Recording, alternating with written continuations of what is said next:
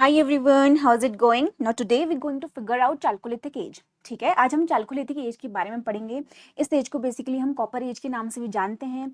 इस Chalcolithic phase में हम सोसाइटी के बारे में पढ़ेंगे, वहाँ के लोगों के बारे में पढ़ेंगे, उनकी एक्टिविटीज़ के बारे में पढ़ेंगे।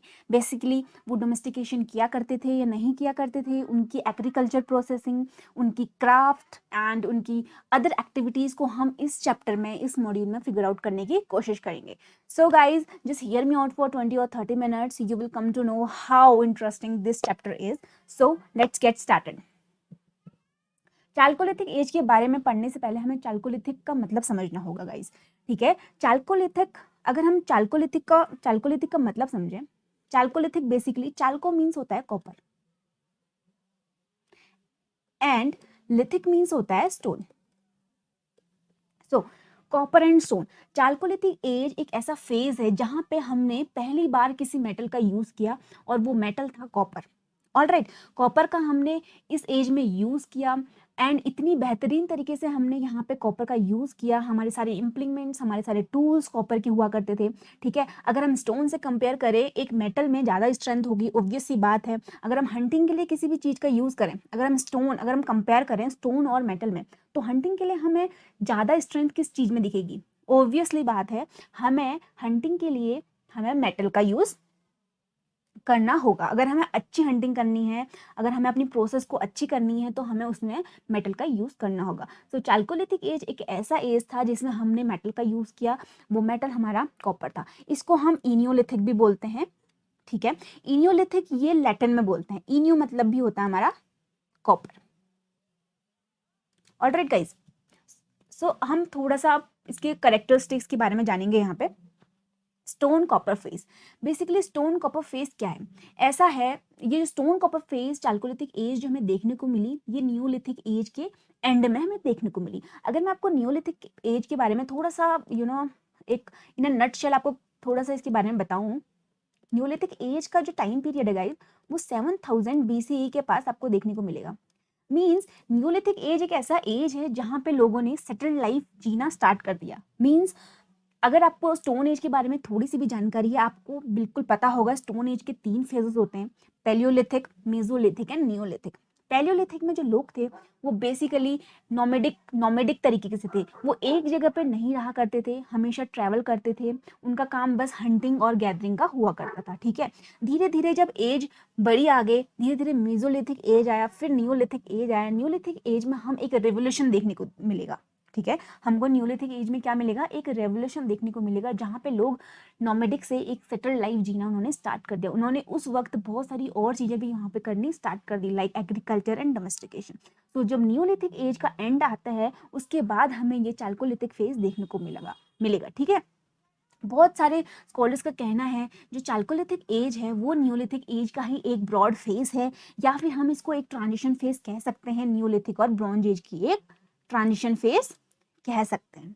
ऑलराइट गाइस, हमें पता है यहाँ पे मेटल का यूज हुआ है और वो फर्स्ट मेटल था कॉपर। इस सोसाइटी में जो भी लोग रहते थे वो टाइनी टूल्स का यूज करते थे, टाइनी वेपन्स का यूज करते थे। बेसिकली वो वेपन्स, वो टूल्स उनके स्टोन एंड कॉपर के बने होते थे। अगर मैं इंडिया के कंटेक्स्ट में बात करूँ, इंडिया में जो ये फेज हमें देखने को मिला वो 2000 BCE से 700 BCE के आसपास ये फेज हमें देखने को मिला। ऑलराइट, अब ये फेज चल रहा था। ठीक है, इस बीच में ये फेज चल रहा था। अब कुछ चालकोलिथिक साइट्स हमें प्री हड़प्पन फेज की कंटेम्परेरी दिखेंगी, कुछ चालकोलिथिक साइट हमें पोस्ट हड़प्पन फेज की कंटेम्परेरी दिखेंगी। What you mean that contemporary मतलब होता है जब प्री हड़प्पन फेज चल रहा होगा तो कहीं कहीं जगह पे ये चालकोलिथिक फेज भी चल रहा होगा। ऑलराइट गाइस, बेसिकली जो चालकोलिथिक फेज था, इसमें जो कम्युनिटीज थी वो बेसिकली क्या थी? वो रूरल कम्युनिटीज थी। ऑलराइट, अगर हम हड़प्पन सिविलाइजेशन की बात करें, वहां पे जो कम्युनिटीज थी वो टोटली अर्बनाइज्ड। ठीक है, बट अगर हम चालकोलिथिक फेज की बात करें, यहाँ पे जो हमें कम्युनिटीज देखने को मिली वो रूरल कम्युनिटीज देखने को मिली। ठीक है, and it is also known as eneolithic. Alright guys, अब देखिए यहाँ पे मैंने जैसे आपको पहले बताया कि अभी इनकी जो कम्युनिटीज थी वो रूरल थी। इस पिक्चर से हमें साफ पता चल रहा है कि इनकी कम्युनिटीज रूरल हुआ करती है। इनके घर देखिए जस्ट वुड एंड स्ट्रॉ के बने हुए हैं। ठीक है, तो हम बोल सकते हैं कि जो इनकी कम्युनिटीज थी वो टोटली रूरल कम्युनिटीज थी। ऑलराइट, अब चालकोलिथिक फेज में जितने भी हमें सेटलमेंट देखने को मिले, वो एक जगह पे हमें इनकी चालकोलिथिक फेज के साइट्स और इसके सेटलमेंट हमें एक जगह पे देखने को नहीं मिले। इनकी कम्युनिटीज, इनके सेटलमेंट हमें इंडिया के अलग अलग पार्ट्स में देखने को मिले। ठीक है, तो हमें इसकी कम्युनिटीज, पहली जो कम्युनिटी हमें देखने को मिली है इसकी जो पहली सेटलमेंट हमें देखने को मिली है वो सदर्न ईस्टर्न राजस्थान में देखने को मिली। ऑलराइट गाइस, और वो ये जो सेटलमेंट थी वो कहाँ पर थी? अहर और गिलुंद साइट में। ठीक है, आहर और गिलुंद एक ऐसी साइट है जो कि बानसवली के आसपास पड़ती है राजस्थान में। ऑलराइट, सो आहर और गिलुंद साइट हमारे लिए इसलिए इंपॉर्टेंट है, यहाँ के लोग प्लेथरा में कॉपर का यूज किया करते थे। ठीक है, यहाँ पे हमें स्टोन के टूल्स ज्यादा अमाउंट में देखने को नहीं मिलेंगे। तो जो ये आहर और गिलुंद साइट है ये हमें बेसिकली ड्राई जोन में देखने को मिलेगी बानसवली के। ऑलराइट, यहाँ पे जो आहर और गिलुंद साइड के जो लोग थे ये माइक्रोलिथ भी यूज नहीं करते थे। जैसे कि मैंने आपको पहले बताया कि यहाँ के लोग टाइनी टूल्स यूज करते थे, बट आहर साइड में जो चालकोलिथिक फेज के अंदर हमें जो आहर साइड देखने को मिली है, यहाँ के लोग माइक्रोलिथिक टूल्स का यूज नहीं करते थे। यहाँ पे हमें स्टोन के एक्सेस भी नहीं मिलेंगे, यहाँ पे ये सब स्टोन से रिलेटेड हर चीज हमें यहाँ पे एब्सेंट मिलेगी, क्योंकि आहर और गिलुंद साइड ऐसी जगहों पर हमें कॉपर का यूज बहुत ज्यादा देखने को मिला है। ठीक है, यहाँ पे हमें अगर कुछ फाइंडिंग्स कुछ मिले हैं यहाँ पे एग्जीबिशन करने के बाद, तो हमें बहुत सारी ऐसी चीजें मिली है जो कि कॉपर की बनी हुई है। लाइक कुछ हमें फ्लैट एक्सेस मिले हैं, कुछ बेंगल्स मिले हैं, कुछ शीट्स मिले हैं जो बेसिकली कॉपर के बने हैं। ऑलराइट गाइस, और इन साइट्स में स्मेल्टिंग और मेटलर्जी जैसी प्रैक्टिसेस बहुत पहले से हुआ करती थी, इसलिए अहर साइट का जो अहर साइट का जो पहले से ओरिजिनल नेम है वो है ताम्बती। Alright, you can note it, this is very important. Alright, Ahar culture, so इन्हीं नेमों की वजह से, जो ये नेम्स पढ़े हैं यहाँ पे, इन्हीं साइट्स की वजह से इसको हम आहर कल्चर बोलते हैं। और जो इसका टाइम पीरियड है वो 2100 टू 1500 BC के बीच में आता है। ठीक है, गिलुंद कल्चर में हमें, गिलुंद साइट में हमें कुछ स्टोन ब्लेड फैक्ट्रीज मिली हैं, हमें कुछ कॉपर चिप्स के फ्रेगमेंट्स वहाँ पे देखने को मिले हैं। ठीक है, ये हमारी एक चालकोलिथिक साइट है। फर्स्ट साइट हमें कहाँ पे देखने को मिली है? Southern eastern Rajasthan. अब हम सेकंड साइड की बात करते हैं जो कि हमें वेस्टर्न पार्ट में मिलेगी, वो भी किसके? मध्य प्रदेश। ऑलराइट, मध्य प्रदेश में हमें ये साइट्स देखने को मिलेंगी। बेसिकली हम इन्हीं साइट्स की वजह से इसको मालवा कल्चर भी बोलते हैं। ठीक है, मध्य प्रदेश में हमें मालवा, कयाथ और ईरान जैसी जगहों पे चालकोलिथिक सेटलमेंट के कुछ एविडेंसेस हमें वहाँ पे मिले हैं। बेसिकली मालवा कल्चर इसलिए फेमस है क्योंकि हमें यहाँ पे जो सेरामिक्स मिले हैं, लाइक पॉट्स या फिर मिट्टी चीनी के बर्तन जो होते हैं, वो रिचेस्ट बहुत ही ज़्यादा अच्छी क्वालिटी में यहाँ पे मिले हैं। ऑलराइट, ये सेकेंड हो गया हमारा वेस्टर्न पार्ट ऑफ MP। अगर हम थर्ड पॉइंट की बात करें वो आता है हमारा वेस्टर्न महाराष्ट्र। यहाँ पे वेस्टर्न महाराष्ट्र में जो हमें कल्चर देखने को मिलता है हम उसको जॉर्वे कल्चर कहते हैं। इसका जो टाइम पीरियड हमें देखने को मिला वो 1400 टू 700 BC के आसपास हमें देखने को मिला। अगर हम कुछ साइट्स की बात करें वेस्टर्न महाराष्ट्र में, जो साइट्स की बात करें जहाँ पे हमें चालकोलिथिक फेज और उसके एविडेंसेस मिले हैं, तो उन साइटों का नाम जोरवे, नेवासा, दैमाबाद इन अहमदनगर डिस्ट्रिक्ट ऑफ चंदोली, सोनगांव, इनाम गांव इन पुणे डिस्ट्रिक्ट, इन सब साइट्स में हमें चालकोलिथिक फेज से रिलेटेड बहुत सारे यहाँ पे एविडेंसेस मिले हैं। और अगर हम कुछ फाइंडिंग्स की बात करें एग्जीबिशन के बाद हमें क्या क्या यहाँ पे फाइंडिंग्स मिली है, सो हमें यहाँ पे फ्लैट एंड रेक्टेंगुलर कॉपर के एक्सेस मिले हैं। ठीक है, कुछ हमें कॉपर के चिसल्स मिले हैं यहाँ पे चंदोली में। तो इसी के लिए इन्हीं साइट्स की वजह से हम इसको जॉर्वे कल्चर बोलते हैं। ठीक है, जॉर्वे कल्चर बेसिकली कौन सा एरिया कवर करेगा? जो मॉडर्न महाराष्ट्र वाला एरिया होता है, except Vidarbha and coastal region of Konkan को छोड़ के। ऑलराइट, और दायमाबाद इसलिए इंपॉर्टेंट है क्योंकि हमें यहाँ पे ब्रॉन्ज के बने हुए बहुत सारे गुड्स मिले हैं, जो कि ऐसा एजम्पशन लगाया जाता है कि बेसिकली ये लोग हड़प्पन कल्चर से थोड़ा सा इन्फ्लुएंस होंगे। तो इसी की वजह से हमें यहाँ पे ब्रॉन्ज से रिलेटेड बहुत सारे गुड्स देखने को मिले हैं। ऑलराइट, फोर्थ आता है हमारा ईस्टर्न एंड सदर्न इंडिया। अब देखिए, ईस्टर्न और सदर्न इंडिया की बात करते हैं तो हमें बंगाल और बिहार वाले एरिया में कुछ चालकोलिथिक साइट्स देखने को मिली है। ठीक है, अगर हम चिरान की बात करें गंगा के आसपास, ठीक है, यहाँ पे इस साइड में हमें देखने को मिला है। एंड पांडु रज्जर दिब्बी, ये हमें वेस्ट बंगाल में देखने को मिली है। ठीक है, तो ईस्टर्न इंडिया में हमें बहुत सारे ऐसी साइट्स मिली जो कि चालकोलिथिक फेज से बिलोंग करती थी। ठीक है, अब ईस्टर्न इंडिया की बात करते हैं। यहाँ पे हमें एग्जीबिशन करने के बाद कुछ फिश हुक्स एंड हमें कुछ एविडेंसेस मिले हैं कल्टीवेशन ऑफ राइस के। तो इससे एजम्पशन लगाया जाता है कि वहाँ के लोग मे बी फिश और राइस कंज्यूम करते थे। स्टिल ये डिश आज भी हमारे डाइट का हिस्सा है। ईस्टर्न इंडिया की बात करें तो उनकी डाइट का ये हिस्सा अभी तक है, ठीक है। सो ये ईस्टर्न और सदर्न इंडिया की बात आ गई यहाँ पे। अगर हम इसकी करेक्टरिस्टिक देखें, ठीक है, जो चालकोलिथिक फेज के लोग होते हैं बेसिकली ये different types of potteries use किया करते थे, ठीक है। डिफरेंट टाइप्स ऑफ पॉटरीज ये बनाया करते थे। उनमें से जो रेड और ब्लैक पॉटरी थी वो बहुत ज़्यादा प्रिवलेंट थी।